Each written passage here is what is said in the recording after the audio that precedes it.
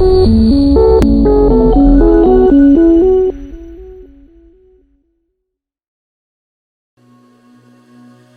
hoy vamos a hablar de reacciones nucleares. Las reacciones nucleares se caracterizan por distintos aspectos que las diferencian de las reacciones químicas comunes. Entre ellos podemos mencionar que no se conserva la masa, que implican una modificación en el núcleo de los átomos y que también liberan grandes cantidades de energía.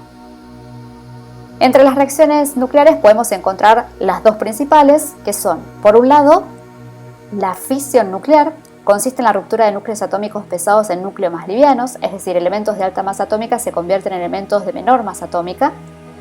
Puede ocurrir naturalmente o artificialmente en los reactores nucleares.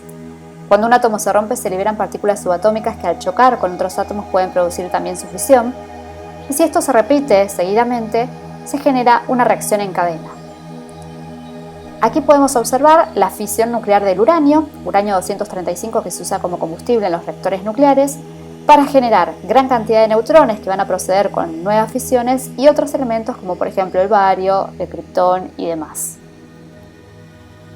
También encontramos la fusión nuclear. Se produce cuando los núcleos de átomos livianos se unen y se forma un núcleo más pesado, pero su masa es menor a la suma de los núcleos iniciales. Aquí tenemos elementos de baja masa atómica que se convierten en elementos de mayor masa atómica.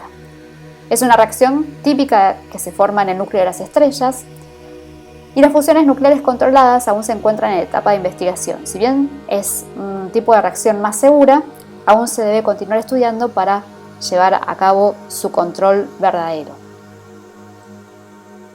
Vemos aquí la fusión o unión de dos isótopos del hidrógeno para formar un núcleo mayor, que es el del helio.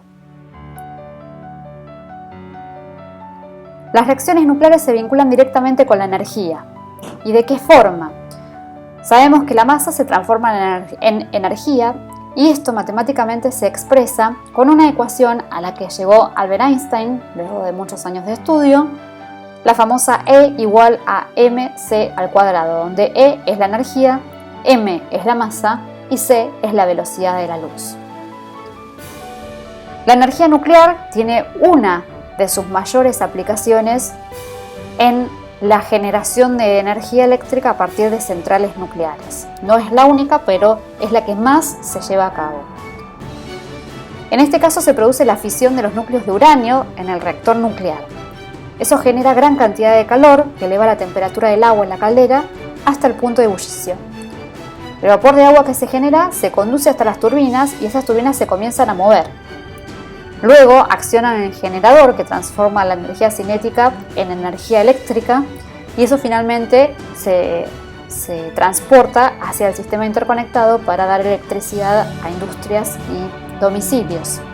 El sistema de refrigeración es el factor más importante tal vez de toda la central nuclear, porque es el que ayuda a reducir la temperatura del agua para que vuelva a regresar a la caldera y poder iniciar el proceso nuevamente.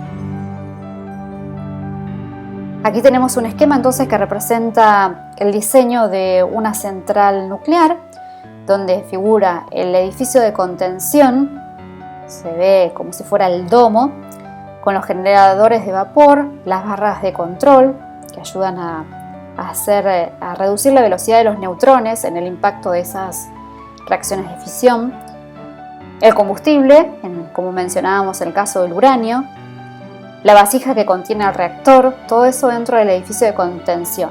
Después se pasa a una segunda parte en donde las tuberías conducen el vapor que acciona la turbina. Eso pasa por un alternador o generador y el transformador que lleva luego a la red eléctrica. Y después tenemos la parte hacia la derecha de la torre de refrigeración, donde lo que permite es recuperar el agua, reducir la temperatura y que eso vuelva a ingresar al sistema a través del condensador y las bombas de recirculación.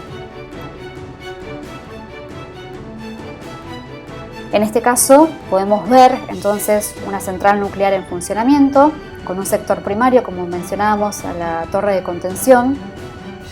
Luego tenemos el sistema que conduce el vapor y permite esa transformación de energía cinética en eléctrica. Se ve como sector secundario. Y finalmente el sector terciario, que es el que tiene que ver con la refrigeración del agua. En cuanto a los aspectos positivos o ventajas de la utilización de las centrales nucleares o de la energía nuclear en general, proporcionan energía eléctrica en forma ininterrumpida todos los días del año, no se ve afectada por factores meteorológicos, sol, viento, mareas, no genera gases de efecto invernadero, es decir, no produce dióxido de carbono, por ejemplo, se la considera constructivamente económica, contribuye con el medio ambiente, pues las emisiones no favorecen la generación o formación de lluvia ácida, y se respetan rigurosos protocolos de seguridad para el tratamiento de los residuos radiactivos. Ahora, ¿cuáles son las desventajas o aspectos negativos? Bueno, la posibilidad de ocurrencias de accidentes nucleares. Han ocurrido diversos accidentes nucleares a lo largo de la historia, siendo 3 los más importantes. Uno de ellos, ocurrido en el año 1979, 3 Mile Island, en Pensilvania, Estados Unidos. Luego, uno que afectó demasiado a la historia de la humanidad por las consecuencias que generó en el año 1986, lo que fue el desastre de Chernobyl. En realidad la planta nuclear se llamaba Vladimir Lenin, ubicada al norte del actual territorio de Ucrania, en la localidad de Pripyat. En esa época pertenecía a la ex Unión Soviética. Y el más reciente, en el año 2011, el accidente nuclear de Fukushima, que se produjo en la central nuclear Fukushima 1, después de un terremoto de magnitud 9 en la escala sismológica, que además luego provocó el tsunami en toda la costa noreste de Japón. Estos fueron como los accidentes más relevantes. Otros aspectos negativos tienen que ver con la generación de los residuos radioactivos, es decir, si bien se controla con rigurosos protocolos, como decía hace un momento, esos residuos radioactivos tienen un determinado impacto. Algunos son de baja actividad y otros son de alta actividad. Los de baja actividad provienen de la producción de radioisótopos o de sus aplicaciones. La semivida es menor a 30 años. Pueden almacenarse en depósitos superficiales y son menos peligrosos, a diferencia de los de alta actividad, que provienen de los subproductos de la fisión nuclear, es decir, de las reacciones en cadena producidas por los núcleos de uranio. Las semividas son mucho más prolongadas, pueden durar miles o millones de años, como las consecuencias provocadas a partir del accidente de Chernobyl. Deben almacenarse en depósitos profundos y son más peligrosos por emitir altas dosis de radiación. Bueno, hemos llegado al final de otra clase de físico-química. Recuerden que pueden suscribirse y activar la campanita de notificaciones.